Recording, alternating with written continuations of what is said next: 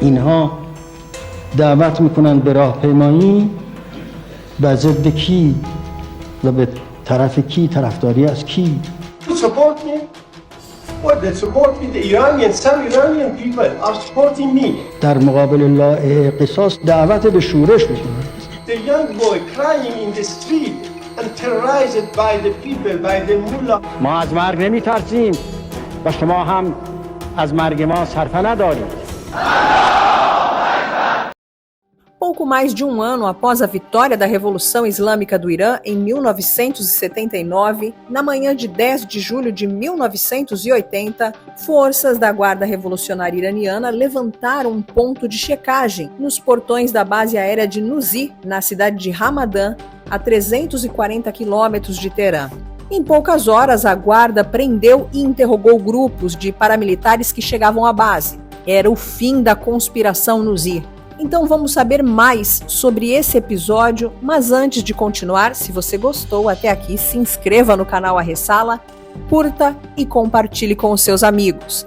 Em fevereiro do ano anterior, o imã Khomeini tinha retornado ao Irã, passando a liderar de perto a formação de um novo Estado. Uma parte do trabalho era unir as várias forças que tinham lutado para derrubar o Shah, fazendo com que caminhassem na mesma direção. Mas havia também forças ligadas à extinta monarquia, assim como havia os apetites das grandes potências insatisfeitas com a perda de seu mais forte aliado no Oriente Médio, um aliado que lhes garantia o livre e exclusivo acesso ao petróleo. E por último, havia um problema na vizinhança próxima.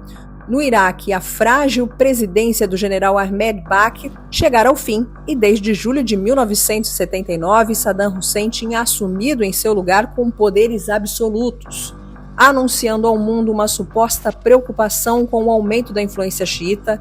Saddam disfarçava o seu real interesse pelo Khuzistão, a região rica a oeste do Irã. O ditador iraquiano buscava pelo petróleo, mas com seu discurso desde o princípio até anos depois, conseguiu confundir a opinião internacional. Até que em julho de 1980, forças internas aliadas aos interesses internacionais passaram da conspiração à ação contra o novo governo, sob liderança do ex-primeiro-ministro do Shah, Shapur Bakhtiar, exilado na França. Bakhtiar tinha reunido descontentes de várias origens, principalmente nas forças armadas, e buscava levantar a oposição. Mas a situação não era tão simples como ele estimava. Em março de 1979, o novo Irã realizava uma consulta pública e a população compareceu em massa às urnas, optando por uma república islâmica com esmagadora maioria. Em dezembro do mesmo ano, outra consulta pública e mais uma vez a população vota, aprovando a nova Constituição. Ficava claro que os iranianos estavam dispostos a lutar por um novo modelo de vida, uma república islâmica. Ainda assim, os inimigos da revolução se preparavam para um golpe. Bakhtiar se aproxima de Saddam Hussein, conseguindo apoio econômico, armas, munição e meios de radiodifusão a partir da fronteira entre os dois países. Ele prega a rebeldia, a deserção, pedindo à população que se levantasse contra o governo que ela, pelo voto, aprovava. Os inimigos do novo governo fazem o possível para tumultuar o país. Atentados terroristas abalam a sociedade que tentava se estabilizar, enquanto o Iraque de Saddam mantinha uma guerra de guerrilhas nas fronteiras entre os dois países. Então, Bakhtiar recebe o apoio do general Oveisi, conhecido durante a monarquia como o açougueiro de Teherã, e a ele se juntam outros militares.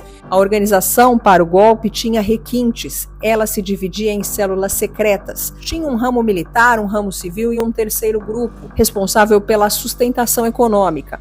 Mantendo contato com os governos de Israel, Inglaterra e França, Bakhtiar garante ao seu grupo, que tinha por trás de si os Estados Unidos. Entre militares da ativa e da reserva, civis comuns e políticos, tanto da monarquia quanto eleitos, já na República Islâmica, o golpe é marcado para 10 de julho. O plano do golpe era minucioso, muito vingativo e bastante ingênuo. Num primeiro momento, líderes tribais receberiam pagamento para causar distúrbios em várias partes do país, forçando a guarda revolucionária a ir até eles. Ao mesmo tempo, conforme planejado pelo próprio Bakhtiar e pelos generais, os iraquianos fariam ataques espalhados pelas fronteiras, tentando causar um efeito de distração que forçasse a Guarda Revolucionária a deixar Teherã desguarnecida.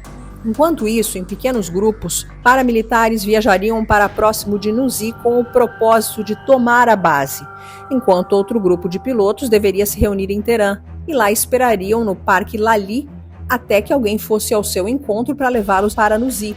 E sua missão seria partir da base em aviões F-4 e F-5 para bombardear alvos selecionados. Estes alvos eram 1. A casa do Imam Khomeini. 2. A escola religiosa de Faizé em Qom, liderança e símbolo da revolução. 3. O quartel-general da Corte Revolucionária de Justiça. 4. O gabinete do primeiro-ministro do Irã. 5. A sede da inteligência e bases da Guarda Revolucionária. 6. Comitês populares revolucionários. 7. Pistas de pouso em Teherã e em outras cidades. E para garantir que o Imam Khomeini fosse morto, sua casa seria bombardeada por 3 aviões. Já um 4º avião deveria sobrevoar Teherã e romper a barreira do som, dando assim o sinal para o início de toda a operação. Vestindo uniformes das forças de segurança do novo governo, 200 comandos deveriam tomar a estação de televisão de Teherã, outros 20 comandos tomariam a principal estação de rádio, 50 comandos deveriam ir à casa de Khomeini para matá-lo, caso ele tivesse sobrevivido aos 3 bombardeios, e outras unidades de comando deveriam prender as lideranças revolucionárias e outras instalações de comunicação. Grupos de civis foram contratados para marchar pela capital, cantando palavras de ordem contra o regime islâmico e tentando atrair outros descontentes. Por fim, Bakhtiari então retornaria ao Irã para presidir o governo. Mas o plano foi descoberto e nada disso deu certo, e na manhã de 10 de julho começaram as prisões dos golpistas. Chegando à base aérea de Nuzi, imediatamente eram detidos e interrogados os primeiros 60 paramilitares. Assistindo de longe o que acontecia, o general Amiri dá meia volta e foge às pressas sob uma chuva de balas. E no Parque Lali, os pilotos esperaram em vão por quem iria conduzi-los e, como não apareceu o sinal, nenhum dos passos seguintes do plano foi levado adiante. Os prisioneiros passaram a delatar os seus companheiros e, aos poucos, as prisões dos envolvidos começaram, entre civis, militares, políticos e líderes tribais. Nos dias seguintes, o governo da República Islâmica trouxe a público o que havia acontecido, fortalecendo as posições e colocando toda a população em alerta. Muitos foram julgados e condenados, outros perdoados, e alguns dos pilotos supostamente envolvidos na conspiração lutaram pelo Irã quando o Iraque atacou o país em setembro de 1980, iniciando um novo capítulo dessa história. Para saber mais sobre os acontecimentos do Oriente Médio, se inscreva no canal e compartilhe o nosso conteúdo com seus amigos e nas suas redes sociais para apoiar o nosso trabalho.